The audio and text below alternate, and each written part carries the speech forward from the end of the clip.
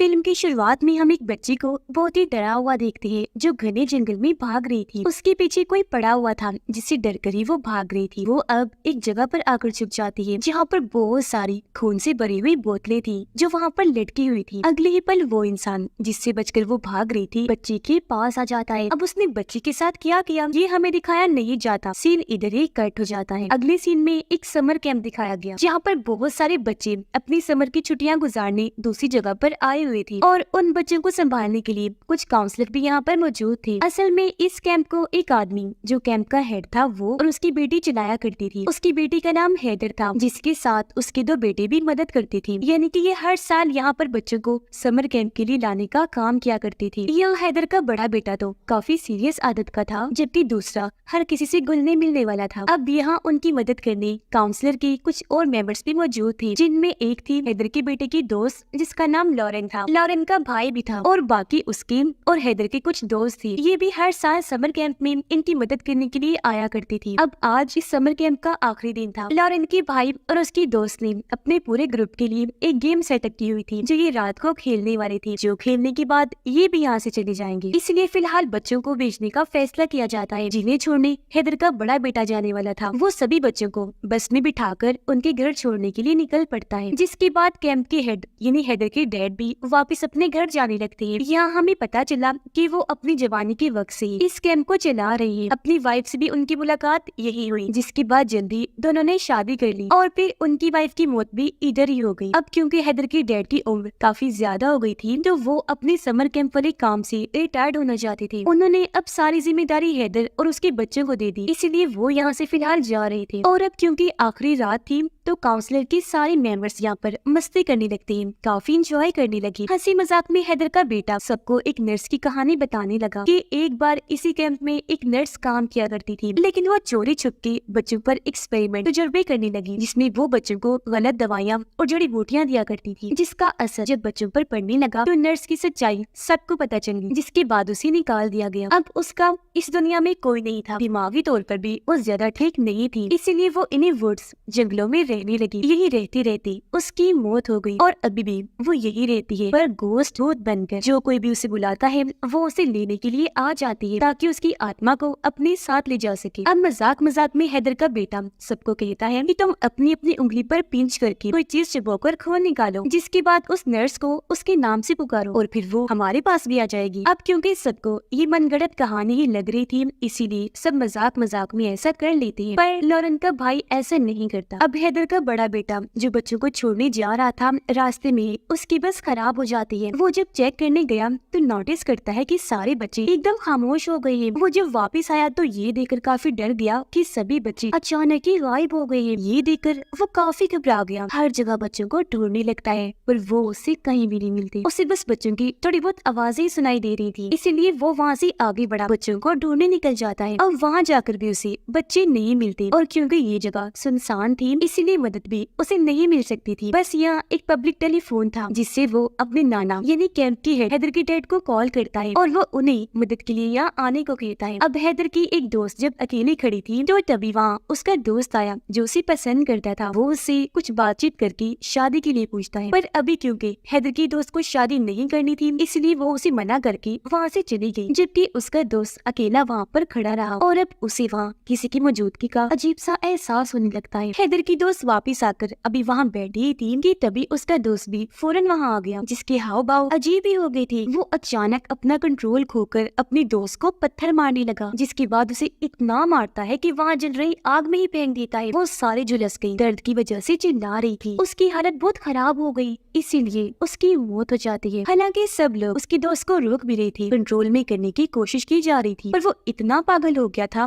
कि काबू ही नहीं आ रहा था। जिस बीच उसे रोकते रोकते गलती से लॉरेन की दोस्त से उसे चाकू लग जाता है जिससे वो भी जख्मी हो गया। अब ये देखकर सभी लोग काफी घबरा गए। वो जल्दी से भागकर हैदर के पास आते हैं और उसे सारे सूरत हाल के बारे में बता देते हैं। वो जल्दी से फोन उठाती है, पुलिस को कॉल करने लगी, लेकिन अचानक फोन एकदम फट जाता है जिससे उसे खुद भी चोट लग जाती है। और अब क्योंकि यहाँ का माहौल काफी डरावना और अजीब हो गया था इसलिए हैदर को भी घबराहट होने लगी। वो सब लोगों को एक साथ इकट्ठा होने का कहती है। फिर कुछ लोगों को वो अपने बाकी साथियों को लाने के लिए भेज देती है जो दूसरे कैबिन में थी। अपने छोटे बेटे को माइक, फोन या इस तरह की कोई चीज ढूंढने के लिए भेज देती है ताकि किसी से इजी कम्युनिकेशन राब्ता करके ये मदद बुला सके। लॉरेन चली जाती है फर्स्ट एड ढूंढने, यानी कि जो लोग यहाँ पर जख्मी हुए थे उनकी मदद करने की चीजें ढूंढने वगैरह। वो जब एक कमरे में गई तो उसे यहाँ कुछ कागज मिलते हैं जो किसी के डॉक्यूमेंट्स थे। उसे ये अजीब लगे, इसीलिए वो इनको अपने पास रख लेती है ताकि हैदर के छोटे बेटे को दिखा सके, क्योंकि वही बता सकता था कि ये डॉक्यूमेंट्स किसकी है। अब लॉरेन का भाई और उसकी दोस्त जब एक जगह पर थे तो यहाँ उसकी दोस्त कुछ काम करने में मसरूफ हो जाती है, जिस बीच लॉरेन के भाई को कोई इनविजिबल यानी ना दिखने वाली ताकत डराने की कोशिश करने लगी। वो काफी घबरा गया, इस बारे में अपनी दोस्त को बताता है, पर वो ये कहकर बात को टाल देती है कि यहाँ पर ऐसा कुछ नहीं, ये बस तुम्हारा वहम होगा। अब लॉरेन वो डॉक्यूमेंट्स हैदर के बेटे को लाकर दिखाती है।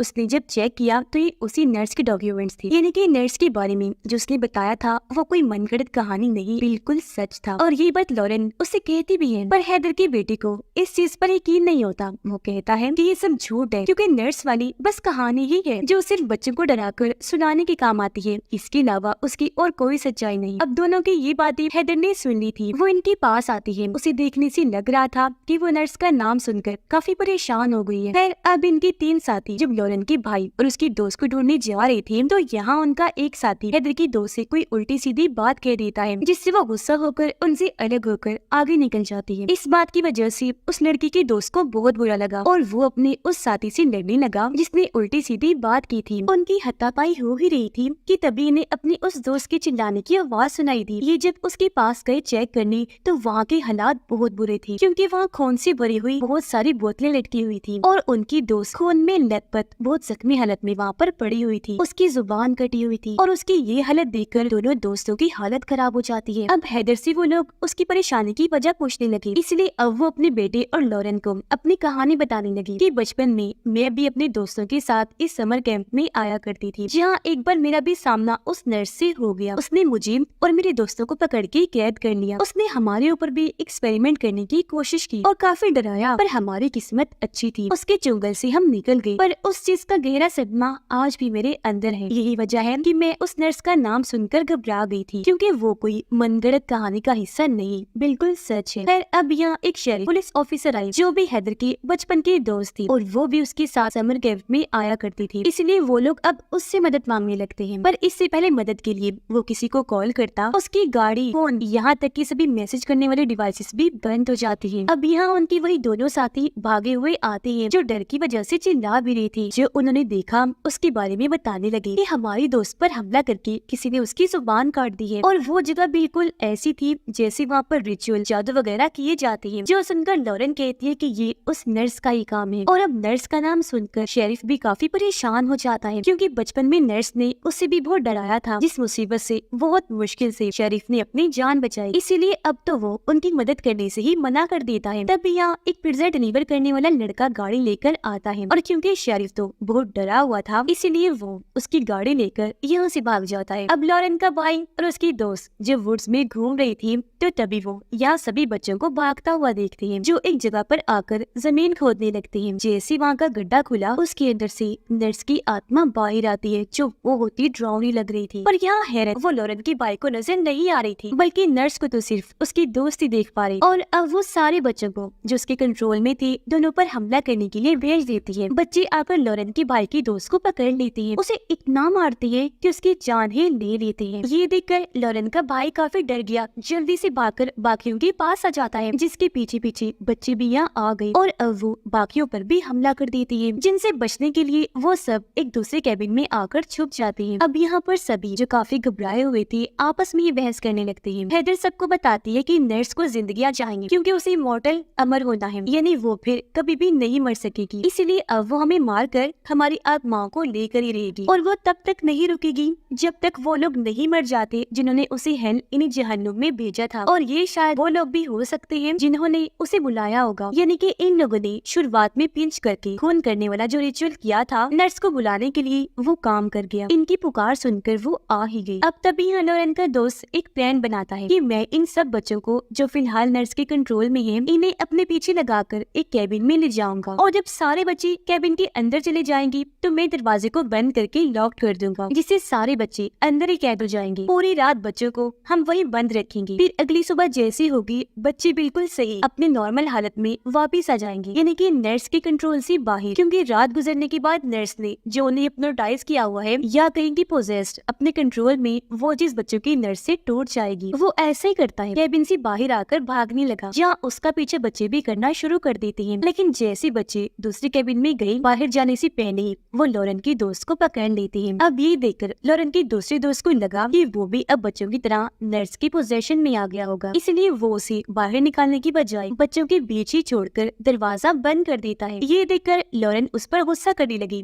कि क्या कर रहे हो, बाहर निकालो उसे। पर वो दोस्त को बाहर निकालने से साफ साफ मना कर देता है, जिससे सभी बच्चे एक साथ लॉरेन की दोस्त पर हमला कर देते हैं। उसे बुरी तरह मार कर उसका खात्मा कर दिया जाता है। अब जब ये सारे कैबिन में एक साथ थे तो यहाँ बाहर से हैदर का बेटा आने लगा, लेकिन तभी एक बच्चा उस पर हमला कर देता है, जो किसी तरह बाहर ही रह गया था। इतनी ही देर में यहाँ गन लेकर हैदर के डैड आ गए, जिसे हैदर के दूसरे बेटे ने ही मदद के लिए बुलाया था और वो भी साथ ही आया था। और वो अब बच्चों की चारों तरफ गन से शूट करने लगते हैं, जो देखकर नर्स की आत्मा यहाँ पर आई और बच्चे को अपने साथ ले जाती है। वो फिर हैदर के छोटे बेटे पर बहुत गुस्सा करने लगती है कि सब तुम्हारी वजह से हो रहा है, अगर नर्स वापस आई तो इसकी जिम्मेदार तुम हो, तुमने पिंच वाली वो चीज क्यों की थी। जिस पर हैदर का बेटा कहता है कि माफ कर दी, मैंने जानबूझ के नहीं किया, गलती हो गई, मुझे लगा था कि नर्स के बारे में सब कहानियां हैं, इस बात का अंदाजा मुझे जरा भी नहीं था कि वो हकीकत में है। तो अब यहाँ हैदर के डैड यानी के कैंप के हेड सबको उस नर्स की कहानी सुनाने लगते हैं। ये सालों पहले जब मैंने ये कैंप शुरू किया था तब मैं अपनी वाइफ के साथ यहीं पर रहा करता था। फिर एक दिन एक नर्स कैंप में जॉब के लिए मेरे पास आई, जो और कोई नहीं बल्कि वही नर्स थी। उसे मैंने जॉब पर तो रख लिया, पर धीरे धीरे मेरी वाइफ की तबीयत खराब होने लगी, जिसकी देखभाल वही नर्स कर रही थी। लेकिन उसकी हालत में कोई सुधार नहीं आया, उल्टा वो मरने के मोड़ पर आ गई। जिस बीच दूसरी तरफ नर्स ने मुझे अपने प्यार की जाल में फंसाया और हम दोनों एक दूसरे की काफी करीब हो गई। और फिर कुछ ही दिनों के बाद मेरी वाइफ की मौत हो गई, जिस वजह से मैं बहुत दुखी हो गया। जहाँ बाद में पता चला कि वो नर्स मेरी वाइफ को जो दवाई दे रही थी वो उसे ठीक करने के लिए नहीं थी, बल्कि उसे कमजोर करने के लिए थी, ताकि इसे लेकर धीरे धीरे उसकी हालत खराब होती जाए और वो फिर मारी ही जाए। अब ऐसे ही फिर काफी महीने गुजर गए, जहाँ वो नर्स अब बच्चों पर उल्टे सीधे एक्सपेरिमेंट्स करना शुरू हो गई थी। साथ ही वो अजीब तरह के रिचुअल जादू भी करने लगी थी, जिसके लिए वो बच्चों के खून को निकालकर बॉटल्स में डालकर उन्हें पेड़ों पर लटका दिया करती थी। मुझे जब उसकी इस हरकत का पता चला तो मैंने उसे निकाल दिया, पर वो हद से बढ़ गई और ज्यादा गलत चीजें करने लगी, इसलिए मैंने उसका खात्मा करने का प्लान बना लिया। मैंने उसकी तलाश शुरू कर दी। वो जब मुझे मिली तो अच्छा मौका पाकर मैंने उसे जान से मार डाला, जिससे यहाँ हमें समझ आ गई कि उसके कैंप में आने का मकसद और हैदर के डैड को इस्तेमाल करने का मकसद एक ही था, ताकि वो बच्चों को अपने लिए इस्तेमाल कर सके, उन पर एक्सपेरिमेंट करके, ताकि बाद में उन्हें अपने कंट्रोल में कर सके और उनके जरिए तबाही मचा सके। आगे वो बताता है कि नर्स को मैंने मार तो दिया था, पर उसकी उंगली में मैंने अपनी वाइफ की शादी वाली अंगूठी देख ली थी, जिसे मैंने फौरन उतार कर दफन कर दिया, जिससे नर्स की आत्मा को बहुत गुस्सा आया। वो जोरों से चिल्लाने लगी। उसकी आत्मा फिर एक भूत चुड़ैल बन गई और वो तभी से इस जंगल पर कब्जा करके रह रही है। इस जगह को उसने हॉन्टेड भूतिया बना दिया है और यहाँ आने वाले लोगों को वो डराती है, पर वो खुद सिर्फ तभी आती है जब उसे बुलाया जाता है। मगर एक बार जब वो आ जाए तो मौत का खेल शुरू हो जाता है। खैर अब उनका एक साथी जबरदस्ती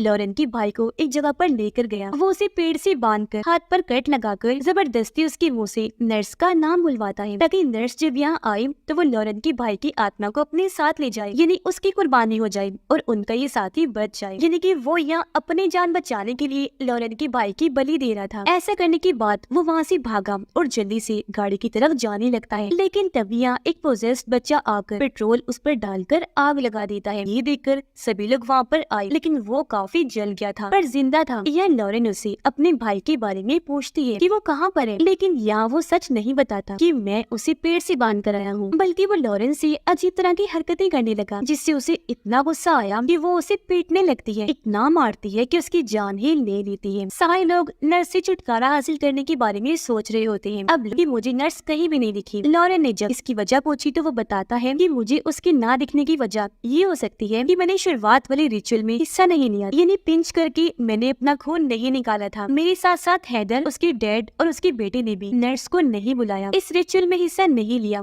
तो वो उनको भी दिखाई नहीं दे रही थी। खैर अब वो लोग एक साथ रहकर उसे लड़ने का फैसला करते हैं और बाकी लोग जो रिचुअल का हिस्सा नहीं थे वो भी पिंच करके रिचुअल कर लेते हैं और इस चीज का हिस्सा बन जाते हैं। और वो लोग दिमाग लगाते हैं, सोचने लगे कि अभी अगर नर्स हम पर जिस्मानी हमले कर रही है तो इसका मतलब है कि अभी वो इंसानी रूप में है और यही सही वक्त और मौका है उसे खत्म करने। अब हैदर और उसके डैड अलग जाते हैं, जबकि बाकी लोग अलग जाते हैं नर्स को ढूंढने के लिए। अब उन तीनों को लॉरेन के भाई के चिल्लाने चिल्लाने की आवाज सुनाई देती है। आवाज का पीछे करते हुए हैदर का बेटा जैसे जगह पर आया, पता चला कि वो लॉरेन का भाई है ही नहीं, बल्कि वो तो नर्स थी जिसने लॉरेन के भाई का बस रोप लिया हुआ था और वो हैदर की बेटी का गला काट कर वहाँ से भाग जाती है, यानी कि वो दूसरे लोगों का रूप भी नहीं सकती है। उसका कटा हुआ गला देखकर हैदर का दूसरा बेटा और लॉरेन आकर उसे संभालती है, पर उसका बहुत खून बह चुका था, इसलिए उनके हाथों में ही वो दम तोड़ देता है, जो देखकर दोनों को ही बहुत दुख लगता है। उधर नर्स आकर हैदर को पकड़ लेती है, जिसे अब हैदर की डैड आकर रोकते हैं, उस पर गन तान के खड़े हो जाते हैं। असल में ये उन्होंने